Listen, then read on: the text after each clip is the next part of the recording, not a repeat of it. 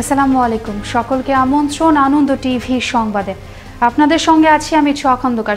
আজ 7 জুন, ঐতিহাসিক 6 দফা দিবস। 1966 সালের এই দিনে জাতির জনক বঙ্গবন্ধু শেখ মুজিবুর রহমান ঘোষিত বাঙালি জাতির মুক্তির সনদ 6 দফা দাবির পক্ষে দেশব্যাপী তীব্র গণ আন্দোলনের সূচনা হয়।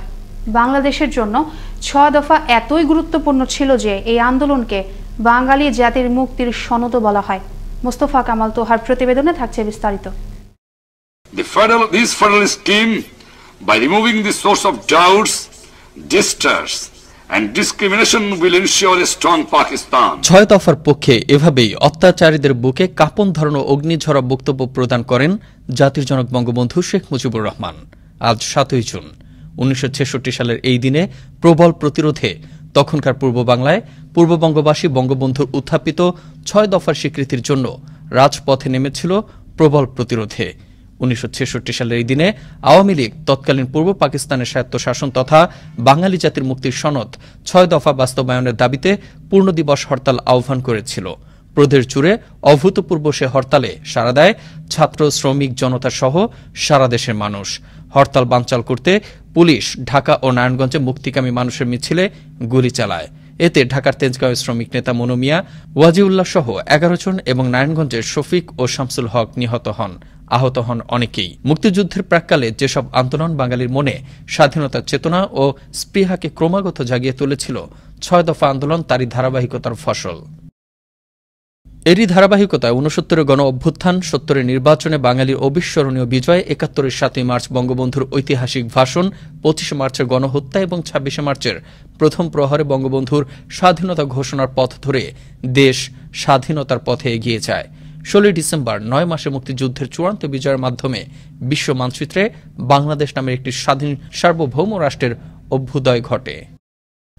দিবসটি উপলক্ষে রাষ্ট্রপতি মোহাম্মদ আব্দুল হামিদ এবং প্রধানমন্ত্রী শেখ হাসিনা পৃথক বাণী দিয়েছেন। বাণীতে 6 দফা দিবসকে মুক্তিযুদ্ধের ইতিহাসের অবিস্মরণীয় দিন আখ্যায়িত করে সেদিনের শহীদ সহ মুক্তিযুদ্ধ সংগ্রামের সকল শহীদদের প্রতি গভীর শ্রদ্ধা জানিয়েছেন তারা। করোনা ভাইরাস সংকটের কারণে এবার সীমিত কর্মসূচির মধ্য দিয়ে ঐতিহাসিক এই দিনটি উদযাপিত হয়। আওয়ামী লীগের সাধারণ সম্পাদক এবং সেতুমন্ত্রী ওবায়দুল কাদের এক বিবৃতিতে ঐতিহাসিক 6 দফা দিবস উপলক্ষে 7 জনের সকল শহীদ ও মুক্তিযুদ্ধের 30 লাখ শহীদের আত্মার মাগফিরাত ও শান্তি কামনা করেন। এর আগে ঐতিহাসিক 6 দফা দিবস উপলক্ষে দলের নেতাদের নিয়ে জাতির পিতা বঙ্গবন্ধু শেখ মুজিবুর রহমানের প্রতিকৃতিতে ফুল দিয়ে শ্রদ্ধা জানান ওবায়দুল কাদের। পরে আওয়ামী যুবলীগ, আওয়ামী স্বেচ্ছাসেবক লীগ, ছাত্রলীগ, কৃষক লীগ, মহিলা আওয়ামী লীগ, যুব মহিলা লীগ, মৎস্যজীবী লীগের পক্ষ থেকে জাতির জনকের প্রতিকৃতিতে শ্রদ্ধা জানানো হয়। দিনটি বাঙালির স্বাধীনতা, স্বাধিকার ও মুক্তি সংগ্রামের ইতিহাসের অন্যতম মাইলফলক। অবিস্মরণীয় একটি দিন হয়ে চিরকাল চির অম্লান হয়ে থাকবে লাল সবুজের দেশে। মোস্তফা কামাল তোহা, আনন্দ টিভি, নিউজ ডেস্ক। দেশে গেল 24 ঘন্টায় করোনায় মৃত্যু হলো আরও 30 জনের। এ নিয়ে মৃতের সংখ্যা বেড়ে দাঁড়ালো 12,869 জনে। নতুন করে করোনা শনাক্ত হয়েছে আরও 1,970 জনের শরীরে। সব মিলিয়ে দেশের মোট করোনা রোগীর সংখ্যা দাঁড়ালো 8,12,960 জনে। সোমবার বিকেলে স্বাস্থ্য অধিদপ্তরের এক সংবাদ বিজ্ঞপ্তিতে তথ্য জানানো হয়। ময়মনসিংহের ভালুকায় প্রমত্তা ক্ষীর নদী ও বনজ সম্পদ রক্ষার দাবিতে মানববন্ধন ও স্মারকলিপি প্রদান করল বাংলাদেশ পরিবেশ আন্দোলন বাপা ভালুকা শাখা। এ সময় বাপার আহ্বায়ক শাহ আশরাফুল হক জর্জের সভাপতিত্বে এই কর্মসূচিতে অংশ নেন সদস্য সচিব কামরুল হাসান পাঠান ও ভাইস চেয়ারম্যান রফিকুল ইসলাম পিন্টু সহ আরও অনেকে। পরে উপজেলা নির্বাহী কর্মকর্তা সালমা খাতুনের নিকট জেলা প্রশাসক বরাবর স্মারকলিপি প্রদান করেন বাপার প্রতিনিধি দল। গোপন সংবাদের ভিত্তিতে নড়াইলের লোহাগড়ায় অভিযান চালিয়ে 90 পিস ইয়াবা সহ 4 মাদক ব্যবসায়ীকে আটক করে ডিবি পুলিশ।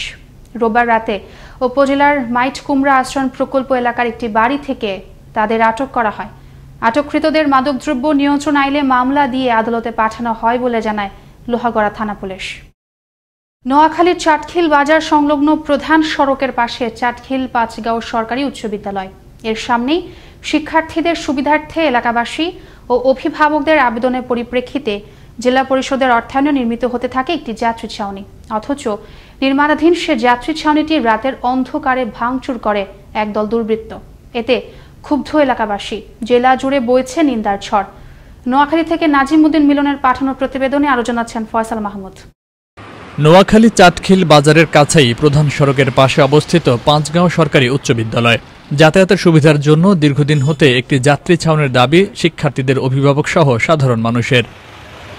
সর্বমহলের দাবির প্রেক্ষিতে নোয়াখালী জেলা পরিষদ তাদের নিজস্ব অর্থায়নে প্রায় ৮ লক্ষ টাকা ব্যয়ে একটি যাত্রী ছাউনি নির্মাণে মেসার্স মাইনুদ্দিন কর্পোরেশন নামে ঠিকাদারি প্রতিষ্ঠানকে ১ বছর আগে কাজ দেয়। গত বছরে তারা কাজ শুরু করে শেষ পর্যায়ে না নিয়ে আসলে গত ১ জুন মঙ্গলবার গভীর রাতে একদল দুর্বৃত্ত যাত্রী ছাউনিটি ভাঙচুর করে চলে যায়। বিষয়টি নিন্দা জানিয়ে দোষীদের শাস্তির দাবি করেন স্থানীয়রা।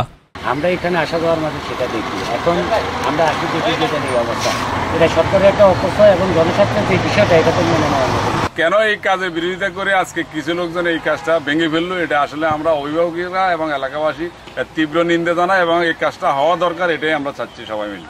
আমাদের সাধারণ জনগণের একটা দাবি ছিল, সেটাও এখন অনিশ্চিত পর্যায়ে পড়ে গেছে।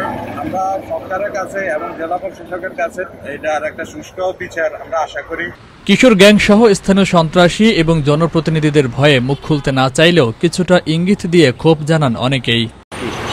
এখন ইদানিং এমপি সাহেব বলছে নাকি এটা স্কুলের সামনে কোনো যাত্রী ছাউনি হবে না, এটা তো স্কুল। আর যাত্রী ছাউনিটা ভাঙছে আপনার চাটখিলের কিশোর গ্যাং, তাদের মাধ্যমে এটা ভাঙা হয়েছে রাতের আন্ধারে। এদিকে সন্ত্রাসীদের চিহ্নিত করে আইনানুগ ব্যবস্থা নেওয়া হবে জানান জেলা পরিষদের নির্বাহী কর্মকর্তা শফিউল আলম। আমাদের চাটখিল হালিমা দিঘির পরে একটি যাত্রী ছাউনির কাজ চলছে। এখন জাস্ট আমরা একজন সাংবাদিক মারফত গতকালকে একটি ফোন পেয়েছি, সেখানে জানতে পারলাম যে ওইখানে এবার তারা এটা সাইড ওয়ালগুলো ফেলে দিয়েছে। সাধারণ এই ধরনের এটা যেহেতু সরকারি অর্থে এই টাকাটা ব্যয় হয়েছে, আমরা দেখি এটা কি জন্য কে বা করেছে বা কারা করেছে বা কী হয়েছে আমরা দেখি আমাদের পরিষদের মাধ্যমে সিদ্ধান্ত নিয়ে আমরা এটা সমাধান করব। বর্তমান সরকারের উন্নয়নের ধারাবাহিকতায় নোয়াখালীর চাটখিলও সার্বিক উন্নয়ন কর্মকাণ্ড অব্যাহত থাকবে। নির্মূল হবে রাজনৈতিক নেতাদের আশ্রয় থাকা সন্ত্রাসী গ্রুপ এবং কিশোর গ্যাং, এমনটাই প্রত্যাশা সচেতন মহলের। ফয়সাল মাহমুদ, আনন্দ টিভি, ন্যাশনাল ডেস্ক। নোংরা ও অস্বাস্থ্যকর পরিবেশে রংপুরের বিভিন্ন বেকারিতে তৈরি করা হয় মুখরোচক বিভিন্ন প্রকারের বিস্কুট। এমনই অভিযোগের ভিত্তিতে রোববার দুপুরে অভিযানে নামে রংপুর ভোক্তা অধিকার সংরক্ষণ অধিদপ্তর। এ সময় অনিয়ম ও পরিবেশ আইন না মানায় একটি বেকারিকে 10,000 টাকা জরিমানা করে রংপুর জাতীয় ভোক্তা অধিকার সংরক্ষণ অধিদপ্তর। এখানে বেশ কিছু ফ্লেভার এবং রং পাওয়া গেছে যেগুলো কোনো অনুমোদন নাই, তো আমরা এটির আমলে নিয়ে তাদেরকে 10,000 টাকা অর্থদণ্ড করেছি। মোটরসাইকেল চুরি হচ্ছে এমন অভিযোগের ভিত্তিতে ব্রাহ্মণবাড়িয়া সদরের বিভিন্ন স্থানে অভিযান চালিয়ে 11টি চোরাই মোটরসাইকেল উদ্ধার করল ব্রাহ্মণবাড়িয়া সদর থানা পুলিশ। এ সময় নগদ 2,70,000 টাকা ও 4টি ওয়াটার পাম্প সহ আটক করা হয় সংঘবদ্ধ চোর চক্রের 9 সদস্যকে। রোববার এক প্রেস বিজ্ঞপ্তিতে এ তথ্য নিশ্চিত করেন ব্রাহ্মণবাড়িয়া জেলার অতিরিক্ত পুলিশ সুপার মোজাম্মেল হক।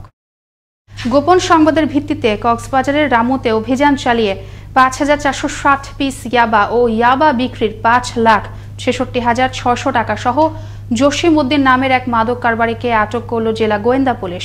সোমবার সকালে উপজেলার খরুলিয়ার চাকমারকুল এলাকা থেকে তাকে আটক করা হয়। আটককৃত মাদক কারবারির বিরুদ্ধে খুন, নারী নির্যাতন ও মাদক মামলা সহ একাধিক মামলা রয়েছে বলে জানান কক্সবাজার জেলা গোয়েন্দা পুলিশের ভারপ্রাপ্ত কর্মকর্তা শেখ মোহাম্মদ আলী।